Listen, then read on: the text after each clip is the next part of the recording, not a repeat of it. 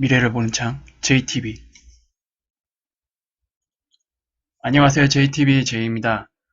오늘은 지난번에 미리 말씀을 드렸듯이 1929년 그 1차 대공황과 그 앞으로 있을 위기와의 차이에 대해서 설명을 해드리려고 합니다. 일단 오늘 영상에는 그 레이 달리오의 그 빅데비의 크리시스 그 템플릿 거기에 나온 내용들을 이제 참고로 했고요. 그리고 그 부분과 더불어 제가 추가로 제 의견을 참고해서 여러분들에게 설명을 해드릴 예정입니다. 그리고 이번 영상에 나오는 차트들 역시 그 레이 달리오의 빅데비 크리시스에 나오는 그 차트들입니다. 이 부분 참고해서 영상을 보시면 될 것 같아요. 바로 시작을 하겠습니다. 일단 레이 달리오가 그 봤던 1차 대공황의 그 상황을 조금 언급을 해보자면 이렇게 설명을 합니다. 일반적으로 최악의 버블은 높은 인플레이션과 같이 오지 않는다. 그때 위기 당시에도 보면은 인플레이션은 그렇게 높지 않았어요. 한 뭐 2% 정도? 그러니까 지금 수준이에요, 딱. 그리고 중앙은행은 인플레이션 상황에 집중하다 보니 부채의 증가에 대해 잘못된 판단을 내리는 경우가 있는데 2029년이 바로 그랬다. 무분별한 대출로 주식에 투자하는 현상이 횡행했고 은행 시스템 외부의 그 자금들 그리고 해외 자금들이 다 미국 주식 시장으로 몰리면서 버블이 발생했다. 이 이유가 뭘까요? 당시 보호무역주의였죠. 보호무역주의 때문에 그 달러들이 투자했던 달러들이 다시 미국으로 다 들어갔습니다. 지금이랑도 어떻게 보면 비슷한 점이에요. 이 부분들은. 그러나 그 왼쪽 차트처럼 인플레이션은 높지 않아서 중앙은행은 부채를 통한 자산 버블 대응에 실패를 했다. 계속 인플레이션을 관리하기 위해 집중을 하다 보니까 부채가 늘던 말던 상관을 안 했던 것 같아요. 항상 뭐 이 정도 수준이면 계속 관리할 수 있을 거다라고 이제 예측을 해왔겠죠. 중요한 점은 어떤 특별한 이벤트나 충격으로 인해 시장 버블 붕괴를 촉발하지 않았어요. 이때 당시는. 그리고 더 이상 주식을 사줄 여력이 없는 주체가 없어지는 순간부터 이제 매수가 끊기니까 주가가 하락이 시작이 됐고요. 그리고 주가 하락이 시작되면서 마진콜 있잖아요. 마진콜을 피하기 위해서 대출로 끌어다가 쓴 투자자들 먼저 그 매도세에 같이 동참을 하게 됩니다. 그러면서 매도세가 점점 가속화되기 시작했죠. 이러한 현상들은 뭐 대부분 큰 위기에서 나타나는 공통점입니다. 그리고 1929년 그 대공황 당시 베어마켓 랠리 상황을 이제 쭉 보면은 고점을 찍었던 때가 1929년 하반기였거든요. 가을 정도 됐어요. 가을 정도. 가을 정도부터 쭉 하락해서 약 3년간 베어마켓 랠리를 이어갑니다. 그래서 이때 주가가 90% 하락했어요. 3년 동안. 중간에 이제 정부의 긴급 대책들이 다 나왔겠죠. 중간에 이제 이런 구간에서 정부의 대책들이 이제 나왔는데 그건 다 임시방편이었어요. 그러니까 단기적으로 반등을 일으킬 수 있는 정도의 그런 정책들. 하지만 근본적인 것이 해결되지 않기 때문에 장기 불황으로 이어졌고 결국 침체가 계속 되면서 급락세가 계속 이어갔습니다. 제가 지난 영상에도 말씀을 드렸듯이 그 최근 발생했던 그런 류의 그 위기, 그러니까 뭐 2008년, 뭐 2000년, 뭐 그 위에 우리나라 같은 경우에는 외환위기 같은, 그 전엔 또 걸프전 같은 위기 같은 것들이 있었죠. 그런 위기와 부채에 대한 근본적인 위기를 구분하지 못하면 장기 불황으로 이어질 때 기업의 그 이익률 있잖아요. 이익률과 관련된 그 지표들, 뭐 per PBR, 뭐 ROE, 뭐 이런 것들이 뒤늦게 하락해서 침체가 계속되는 것이 확인될 때 추가 하락을 피하지 못합니다. 그래서 이번 위기에도 분명히 많은 투자자들이 패닉에 빠질 텐데 레이 달리오는 이제 이렇게 설명을 합니다. 일단 주가가 하락을 할 때 어느 정도 하락을 하잖아요. 어느 정도 하락을 할 때는 개인들의 이익이나 기업의 이익들이 주가 고점인 상태에서 변하지 않은 상태예요. 그러면은 이 관점에서 본다면은 내 수익 규모와 이런 것들은 변하지 않았는데 주가만 하락한 결과가 되거든요. 그러면 이 주가가 싸 보이겠죠. 그러면 이걸 저가 매수로 착각을 할 수가 있습니다. 장기 불황에서는. 하지만 이런 현상들이 이제 계속 지나다 보면은 뒤늦게 우리 개인의 그 소비 심리도 확 위축이 들겠죠. 이제 점점점 이것이 그냥 조정이 아니고 정말로 경제 위기다, 큰 위기다라고 인식하는 순간 모든 기업들도 이러한 위기를 느끼는 순간 그러면 대부분 먼저 소비자들이 지갑을 닫습니다. 소비자들이 지갑을 닫게 되면 결국 기업들의 이익도 줄어들겠죠. 그런 현상들이 뒤늦게 나타난다는 거예요. 레이 달료도 역시 이 부분을 이런 식으로 이제 언급을 했습니다. 그래서 결국 뒤늦게 기업의 이익률이 낮아진다. 그리고 이 과정에서 투자자들은 이제 반등을 만드는 작은 이벤트들을 과도하게 긍정적으로 해석하라는 경향이 있대요. 대부분 투자자들이 이제 건강한 투자보다는 투기적 성향의 투자에 익숙하다고 저는 보고 있거든요. 그래서 대부분 그 조그만 정책이나 이벤트 그리고 뭐 리서비스 이런 거에 대해서 과도하게 긍정적으로 해석을 해버려요. 그리고 스스로 착각에 빠지는 실수를 합니다. 그리고 지금도 아마 이제 미중 정상 간의 그 덕담 리서비스가 좀 있었잖아요. 이것을 과도하게 긍정적으로 해석을 해서 이머징 마켓 조정이 끝났다고 자평해서 본격적인 상승을 위한 투자에 가담하고 있는 투자자들도 분명히 있을 겁니다. 그래서 이런 부분을 잘 구분을 하셔야 돼요. 그리고 1929년 그 1차 대공황 당시 그 정부 대응을 보겠습니다. 대공황 당시 그 미국은 전통적 방식의 그 근본위제였어요. 그래서 화폐 발행을 마음대로 못했습니다. 화폐 발행을 하기 위해서는 중앙은행이 그만큼의 금을 추가로 확보를 해야만 그것을 담보로 해서 화폐를 찍어낼 수 있었죠. 그래서 화폐 발행에 대해서 사실상 묶여 있었어요. 정부가. 그리고 이러한 신용 붕괴 상황에서는 그만큼의 그 유동성을 확보를 해야 되잖아요. 그래서 그 유동성을 시장에 공급해야만 위기를 벗어날 수 있는데 이거 자체를 못한 거죠. 화폐 발행이 묶여 있다 보니까. 결국 유동성 공급을 마음대로 할 수가 없었던 거예요.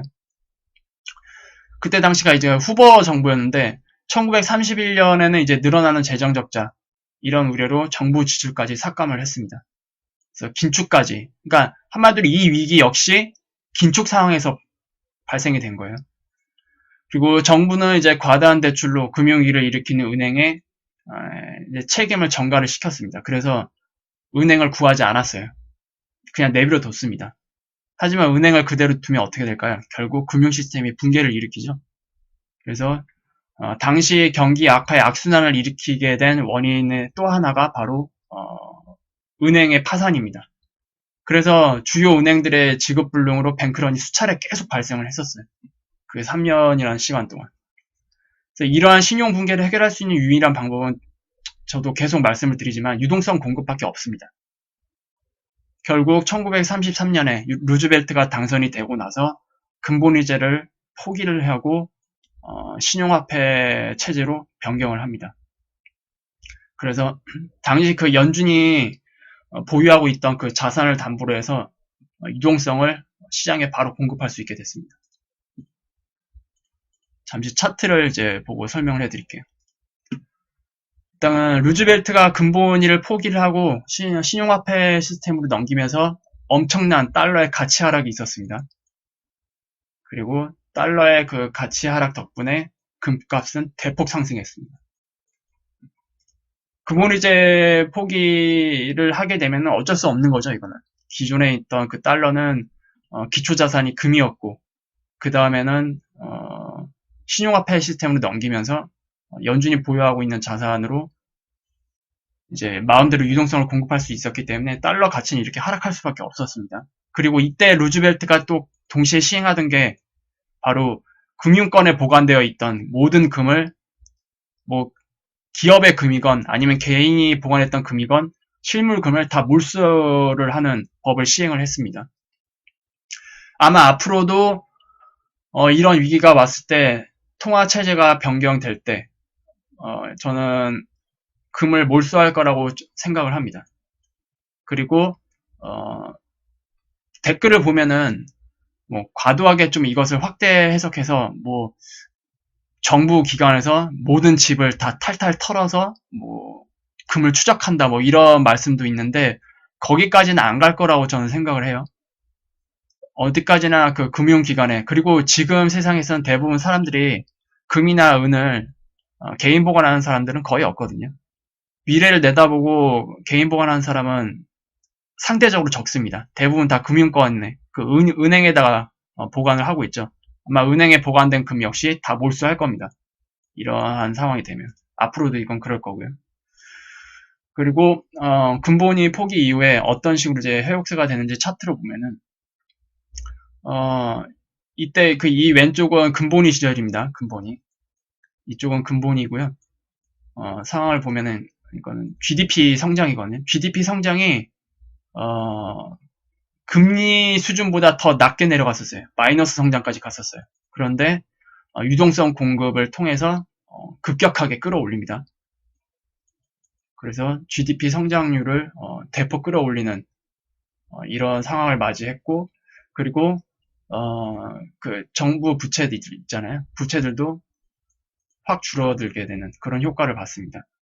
그러니까 1930년 초에 그 경기 침체로 명목금리 이하로 내려간 성장률도 결국 회복을 했고, 이제 실질금리가 플러스권으로 정상화되었고요. 이후 경기 회복으로 경제 주체들의 이익이 늘어나면서 부채도 이제 갚기 시작했겠죠. 그러면서 부채가 급격히 감소하게 되는 그러한 이제 효과를 봤습니다.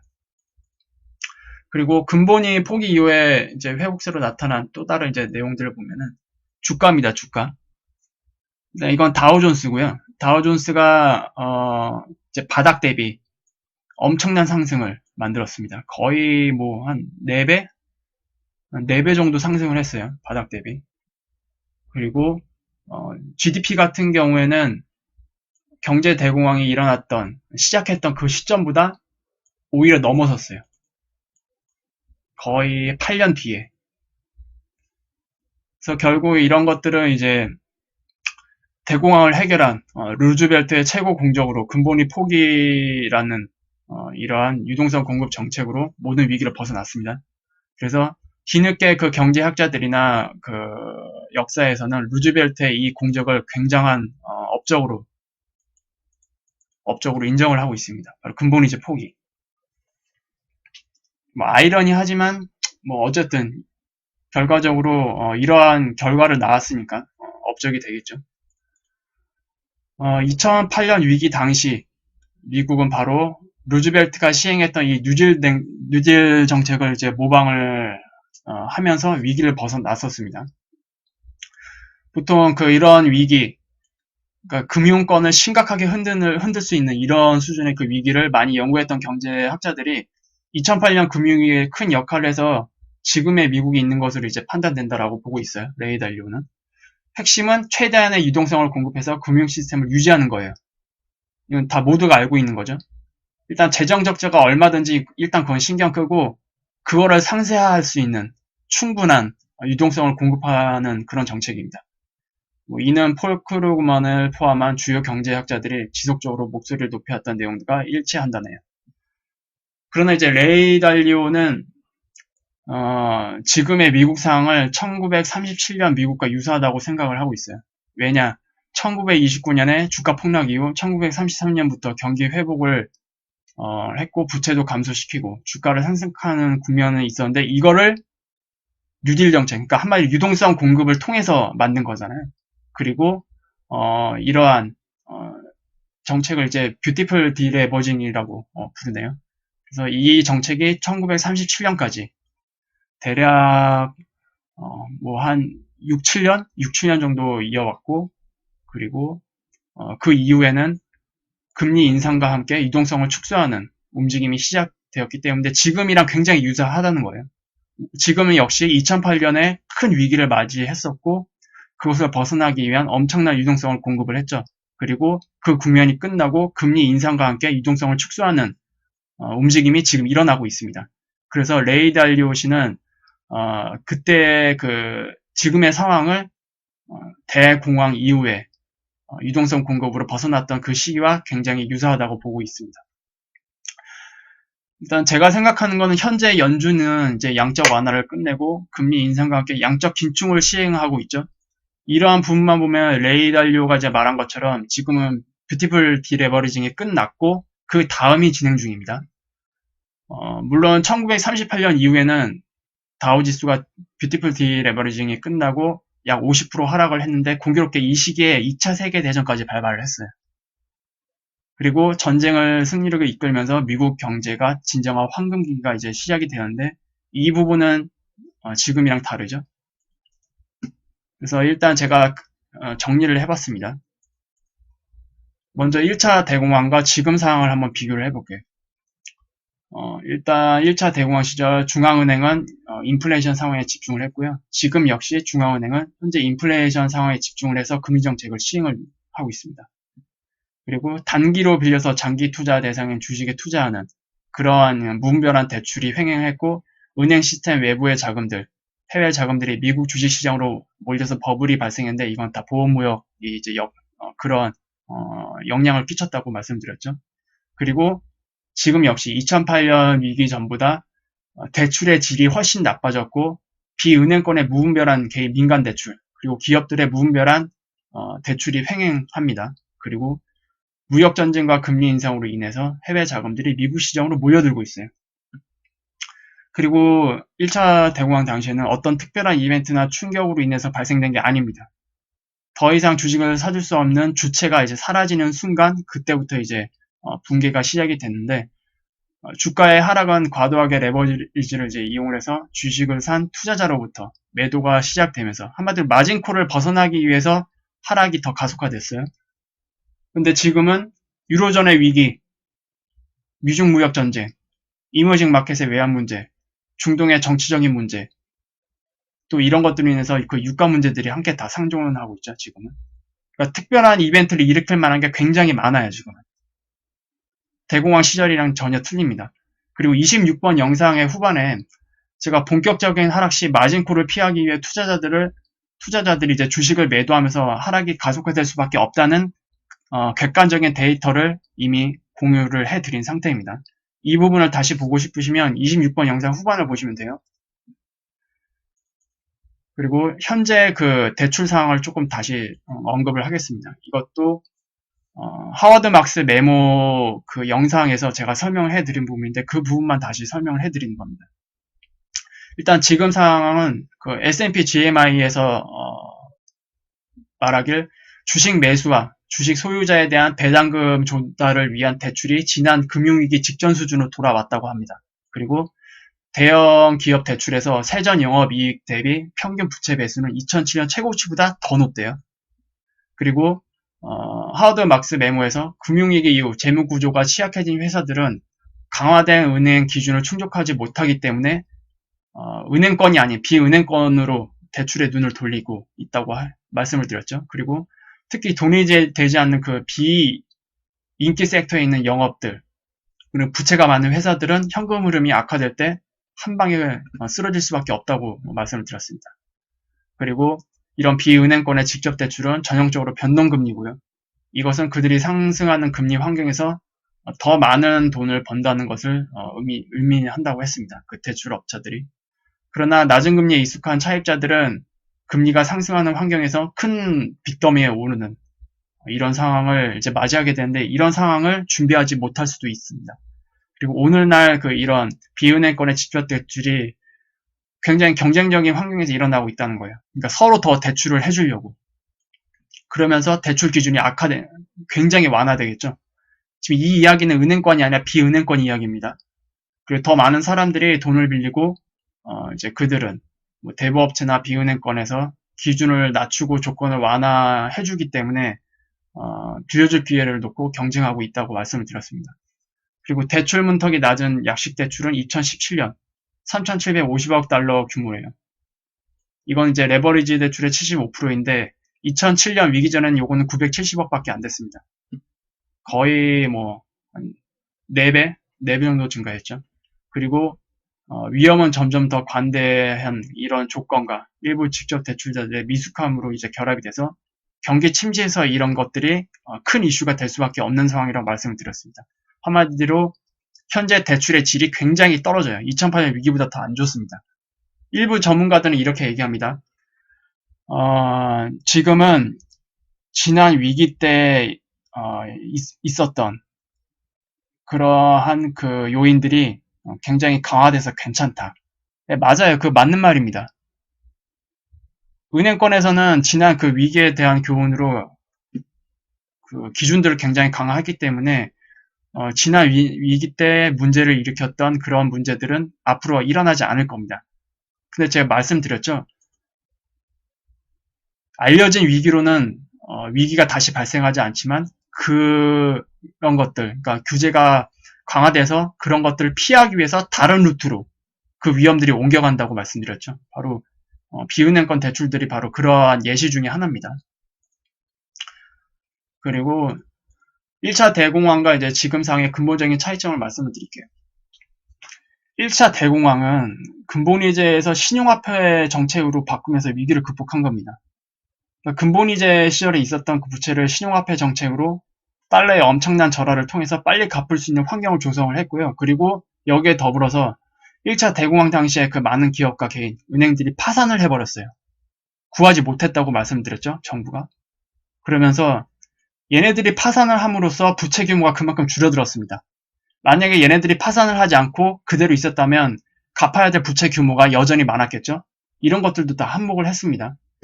하지만 지금 우리 상황은 어때요? 이미 신용화폐 사이클이 꽤 진행된 상태죠. 그리고 지난 위기에서 전 세계적인 양적 완화 시행으로 전반적인 부채가 훨씬 늘어났습니다.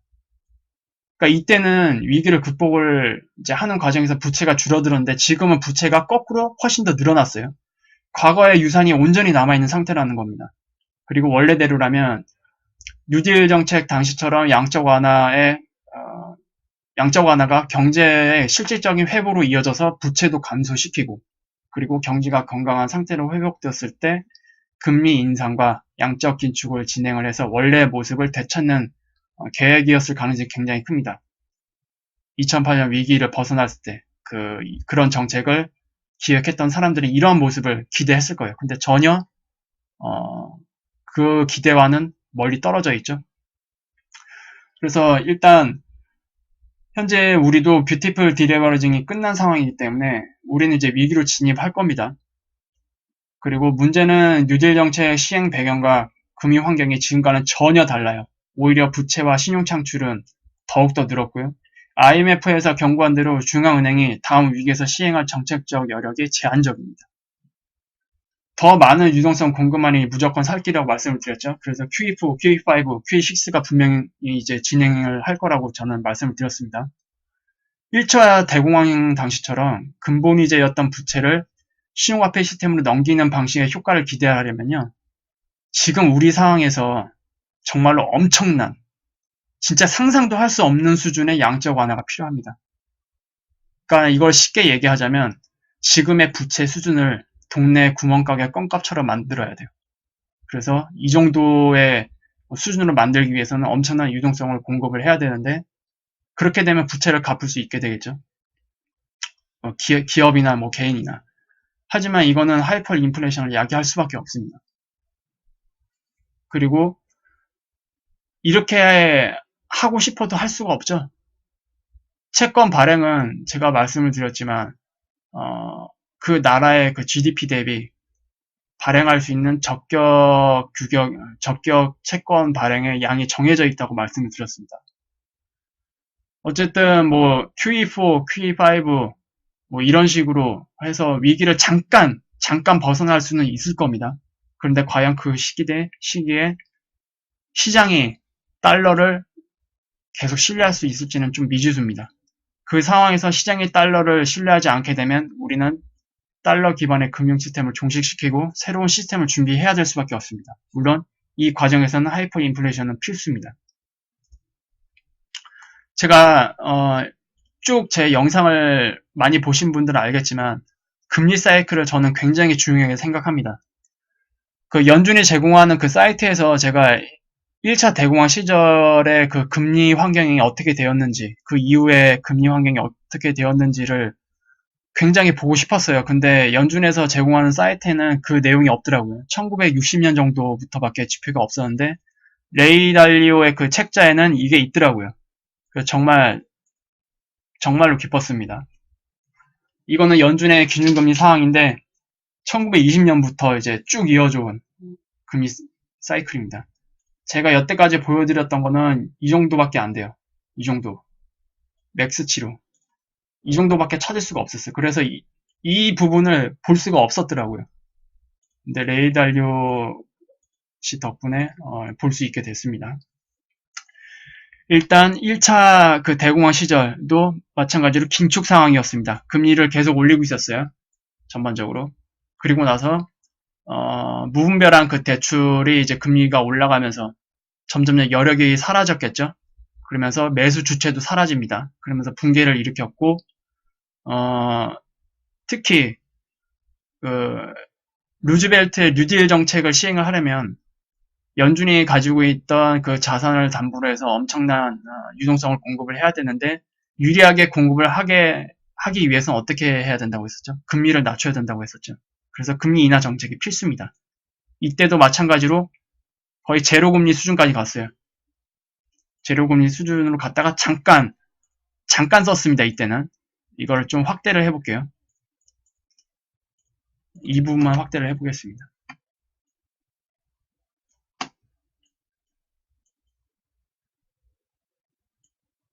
이때 보시면 1934년 정도잖아요. 이때 보시면 요게요, 요게. 이 부분. 그리고 그 이후에 뷰티풀 디레버리징이 진행이 되면서 완전히 거의 제로금리 수준으로 굉장히 길게 정책을 유지했던 그런 상황이 지금 확인이 됩니다. 일단 다시 원래대로 돌아와서